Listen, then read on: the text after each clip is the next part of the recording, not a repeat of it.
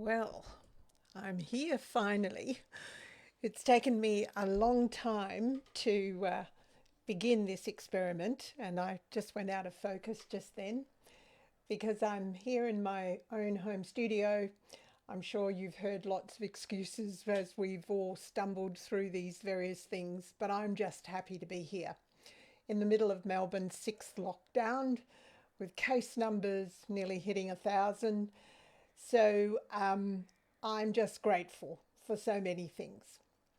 Particularly grateful for this opportunity to tell you about a big idea that we have concerning a young writer that I'm working with. She's more than a client, she's a dear friend, and I count her as almost like another daughter that I have. But I happen to really believe in her work. And so, this first course that I'm heading for is about contextualizing her course in a body of work that can help parents really feel confident, I'm hoping anyway, really feel confident about giving kids really creative experience around the kitchen table. Now, for my generation, Sunday lunches were pretty important. It's where I got to have political fights with my parents who grew up in a fascist Italy. But it was fun to debate whether or not Mussolini ever kept trains running on time. But it was where we had many laughs and um, understood all kinds of things. And so that I understood perfectly when Claire Rose Trevelyan, who is my customer and friend, wanted to reevaluate the importance of parents talking around the kitchen table, as she calls it, the kitchen table of wonder, where you take the ordinary and you make it extraordinary. I've worked in the arts, in education, and written curriculum in arts education since the very beginning of my teaching career. So this is in so many ways a coming home to some very important things. Now, so that you understand that because this is my first time, I'm really just simply going to have a go at working through some scenes. I believe that the backbone, as Adrian Salisbury taught us so well, is the organisation of scenes. So I've done little more than essentially um, do a slide presentation, but I'm hoping that as I get to practice, this slide presentation over the days will become more dynamic and open themselves up. So this is this is how I see my job at the moment. I'm wanting to explore what it means to play and learn in imaginary spaces.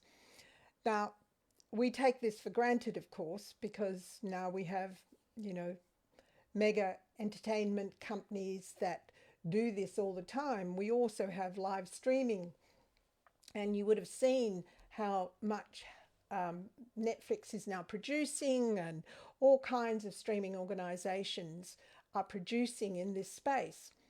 But the imaginary space is, in fact, a big deal in human learning.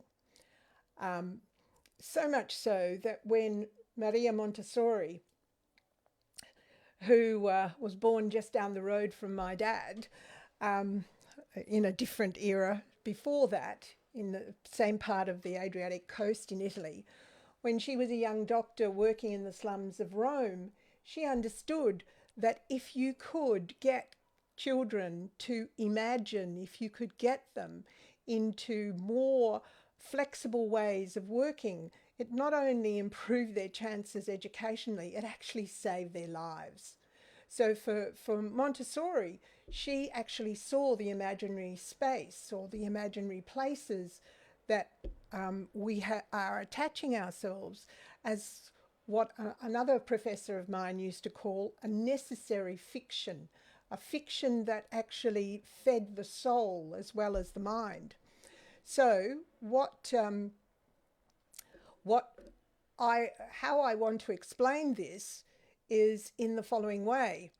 I want to say that usually these imaginary spaces are developed around a big idea.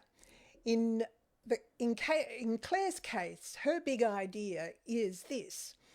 She puts forward that the mind might be imagined like a larger-than-life theme park. And if it was, then the entrance to the theme park requires a ticket. And what is that ticket? Well, for her, it's an everyday journal. As a writer, she's been writing journals since she was 4 or 5. But this is the big concept. Now, you'll see that most people that work in these imaginative spaces actually have a big hypothesis, a big idea that they're proving. This is her theme park. Her theme park, I haven't quite mastered getting myself out of the way, but in case of her theme park, she's drawn it, and she has these locations. She's in fact got 3 parks in one. So these are also a way of contextualizing the fictional stories that she tells children. So children come through the mirror maze of oneself. They go into the bumper cars of everyone. They play in the lake of meaning. They enjoy themselves in the wonder wheel of contradictions, and then they go into the ghost train of change. And so they move through all these different ways of being in their heads, in their imaginations, but at the same time are very much part of being in the real world. So in the fullness of time, this is what she is preparing to develop. So as an educator, I come to work with her holding this belief that the imaginative space is built on a what if. Stanislavski used to call it the magic if. But this small little phrase just happens to be, as we've come to learn more and more through cognitive scientists, just happens to be a vital phrase in human evolution, and therefore in understanding the best ways of human learning.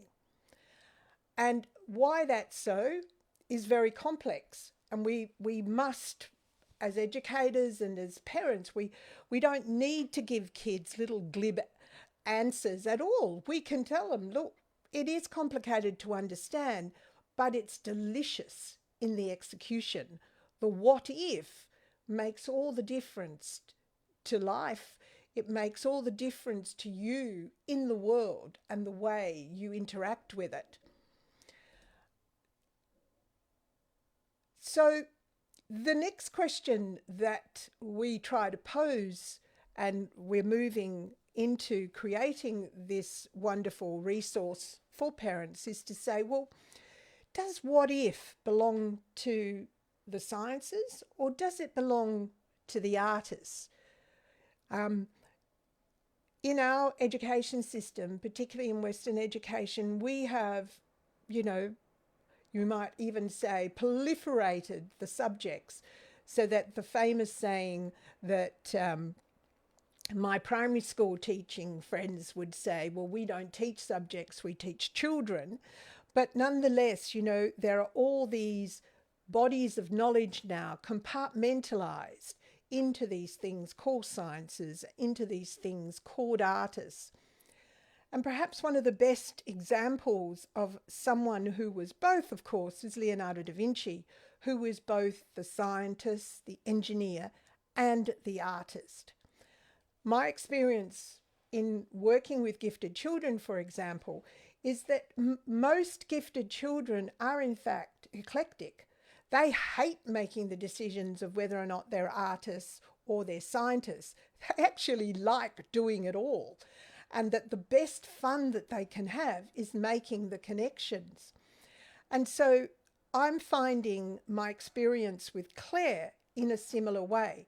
Claire does not enjoy compartmentalizing. She enjoys synthesizing. She enjoys bringing all these things together to rearrange the meaning so that she can participate into the world. So that's where we start. We start with that hypothesis. I went out of focus again. We start with that big idea, with that hypothesis of playing and learning in the imaginary space as being vitally connected to our human development. And to get that message out to parents so that they can linger a bit longer, if you pardon the alliteration, they can linger a bit longer in their conversations with their children as they pull down a book from the shelf to read another fairy story, as they participate with them in watching the latest blockbuster. It doesn't matter. The issue is the conversation that we can have about what is the relationship between the imaginary and the real. So I'm just a little ahead of myself. Let me reiterate for you. If you look at the spaces that Claire's created on her map, she is adamant that each part is actually about a relationship with yourself and a relationship with others. So in this mirror maze, and there are all sorts of resources that have been created inside this mirror maze to give the concept of how can a mirror be both reflective and yet maze-like, so that it's actually not easy to find your way through, and yet it's in the effort and it's in the having a go that you come to self-actualization. So from the very beginning, the mirror maze of oneself speaks that truth. In the bumper cars of everyone, if you take the metaphor of the bumper car as a preconditioned thing, that we have tension and we have conflict in human life, then what it is that we have to do to dart and weave, either to avoid that conflict or take it on and feel the bumps. So you're getting the sense of the metaphor. This is one of Claire's favourite metaphors, where she has looked at the whole idea of a whole collection of islands, where each island is a unique continent in themselves, so that you have the island of fun, the island of love, the island of power, the island of creation, the island of healing. And each of these have their own history, have their own geography that the children can explore with parents. The wonder wheel of contradiction is about the fact that, we do need to deal with paradox. And paradox, by its own definition, means that neither one side nor the other actually wins. In fact, it's irrelevant to say who's winning and who's losing. In fact, the so-called tension and contradiction is the point, that you grow by understanding that there is always a counterbalance somewhere as you deal with, dare we say it, this very big issue of both life and death and all those other huge contrasts that we have in life. And then there's the whole issue of the ghost train, and how it reflects the past and makes its continuing meaning in the present. The resources that Claire builds around this particular attraction, theme park attraction, are her own great-grandmother's diaries, and all the small little trinkets that her great-grandmother and her grandmother have left her. And so she uses them in order to make meaning as the children move and as we move through this space, this ghost train. So that ultimately, and I know that this is not as, how can you say, as slick as I would have hoped. Ultimately, in this what if space, we're dealing with three big terms, and that is ones that, do not necessarily get used around the kitchen table, but we're actually dealing with a dependency. We are dealing with uncertainty. We're dealing with, how on earth do I know if this will work? What if it doesn't? And the whole idea of the unknown. And that is how new knowledge is made, and that is how these amazing ways of being are arrived at. And so we begin our journey in the maps themselves. The maps are sense makers. The maps are the most beautiful artifacts that we could use, and they show us the marriage of the sciences with the artistic. There is, a cartographer it takes pride in the beauty of her work as much as those other forms of knowledge that come from a map. But a map is also a set of relationships, stories that are as old as time, the heroine's journey, the hero's journey. And so what becomes foundational in our course on imaginary places is in fact the whole package that is assembled in and around the map. This is just one example of a resource that I'm using, that I've used now almost for the years are too long to mention, and that is that it seems that literally from as soon as we could print things, we were making up maps to tell of our state. Even before the science actually kicked in, we were making these maps to tell us some profound truths. Now, as it turns out, some of these then led on to science, like in the Jules Verne, and so that you don't have to squint at the small things, I've left you with a, if you click on this frame, you can go to the reference that and explore the article itself that pretty much sums up what Umberto Eco does in his book of Legendary Lands. But what is really amazing are the materials that these are created on. Some of them are tapestries, some of them paintings, some of them etchings. This one of Thomas More's Utopia.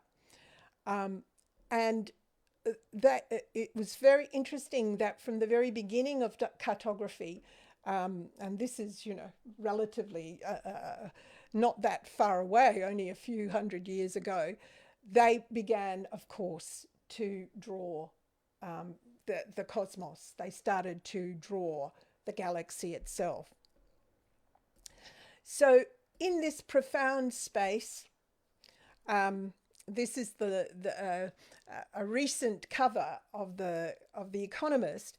In this profound space of imaginary places, we come to terms with what is it that we can learn through a kind of rehearsal, a kind of way of being in a place long enough to allow us to think through some pretty complex ideas.